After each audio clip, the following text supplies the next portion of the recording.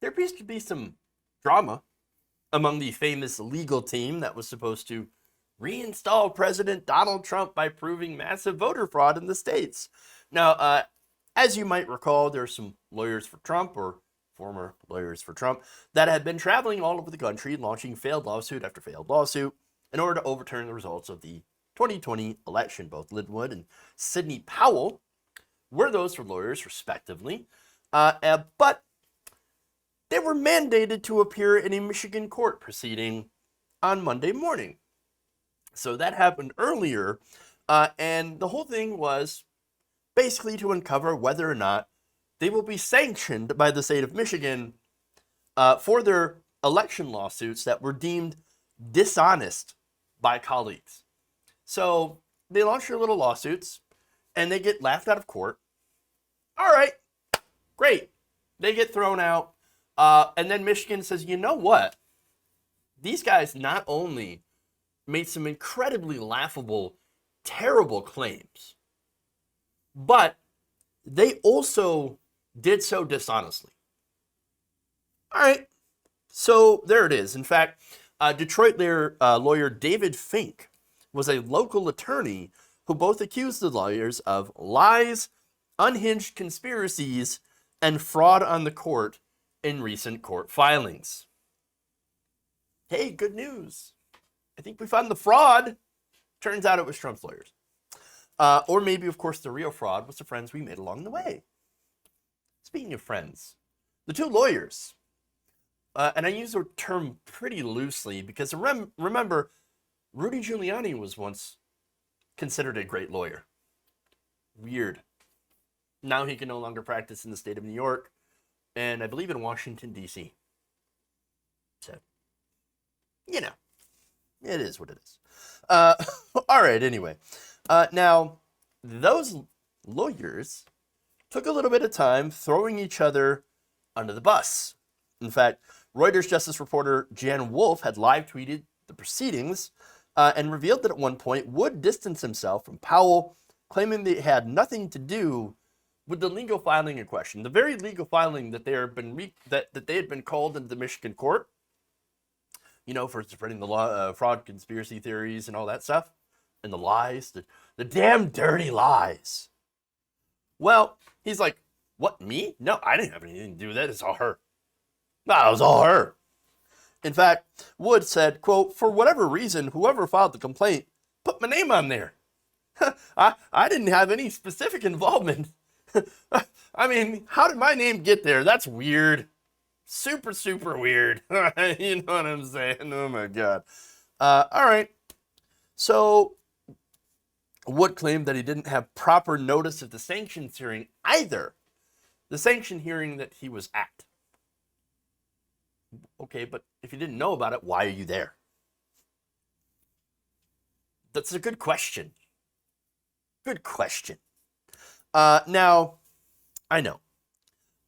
Shocking that they would actually lie about something, but see, there is no way that he didn't know about it, again, because since he showed up to it, but also because they have records of it being mailed to his house. So either he didn't check his mail, or something, I don't know. But apparently, he's a big, gigantic liar. Just saying. Now, according to Fink, Wood's statement was, quote, blatantly false, and the judge, of course, didn't buy it either. Now, this appears to the court to be an after-the-fact explanation, said U.S. District Judge Linda Parker. Didn't you think you had a duty to notify the court that your name was on a lawsuit and you hadn't given permission? Powell then went back at Wood, saying that she specifically sought his permission before putting his name on the lawsuit. Quote, there may have been some kind of miscommunication. Oh, of course, yeah, miscommunication, that's what it is. But it gets, no, this entire thing gets clownier. As if it's not clownish enough, it gets worse. During the Monday sanctions hearing for Wood and Powell, their lawyers, the lawyers' lawyers, argued that their clients didn't have to basically be in this. They didn't have to go and correct any of this. In fact, Detroit lawyer Fink had accused Powell and Wood of recklessness in making citations in the court document that were easily disproved with a simple Google search. Fink said that Powell and Wood alleged that in Detroit there was over 100% vote count. Fink said that anyone could search the actual election results and find the corrected percentage on the county clerk's website. However, a November 6th report from Michigan Live revealed that a software settings error caused the precinct to miscalculate the numbers, but it was corrected later on. Still, that over 100% claim had made it into the court filing, and Fink said that those numbers were then used by former President Donald Trump in his attempt to extort Georgia Republican Secretary of State Brad Raffensperger. All it took was 30 seconds for me to look on the internet and find the correct answer, Fink said about the claim. Powell and Wood's lawyers claimed that those lawyers are not statisticians, and that they wrote in the court filing that they were citing a report over 100% over 100% voters. So they basically are saying, look, these lawyers, their entire lawsuit was based on a report. That report said 100%. That it's not their fault the report was wrong. No, of course not. It's not their fault. Now, that report, again, said exactly what they wanted it to say. Hey, look at that. Oh, wow, big evidence of voter fraud. But it turns out it's not true. Fink argued that the lawyers ought to have due diligence, to confirm what they put in the filings. Powell and Wood's lawyer explained that they were correctly citing the report. So, again, they said, well, we just cited a report. It's not our fault that it was wrong. But you based your entire case on that. And then went on to make incredibly misleading false statements to the court. I mean, insanity. Now, here's the thing. That error, I can understand why conspiracy theorists would glom onto it. Understandably so, right? I mean, you can't really prove it. You know, that there wasn't fraud, right? And by nature, conspiracies themselves are really difficult to disprove. Because what you can do is make things up. And that's what they're doing. They're making things up and saying, well, you can't prove that it's not true. Well, yeah, you can. I mean, yes.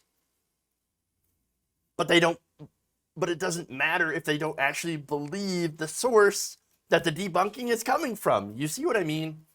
So it gets a little dicey, right? And what they do, what conspiracy theorists love to do, is ascribe motives to people that don't exist. Okay?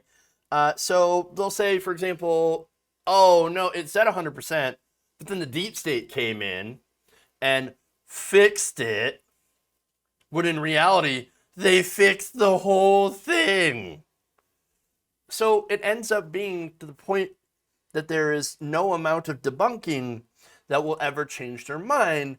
This ends up basically having them move the goalpost. Now, the problem here for Wood and Powell, of course, is that they are technically lawyers, and it turns out that you can't lie as a lawyer to the judge in a courtroom.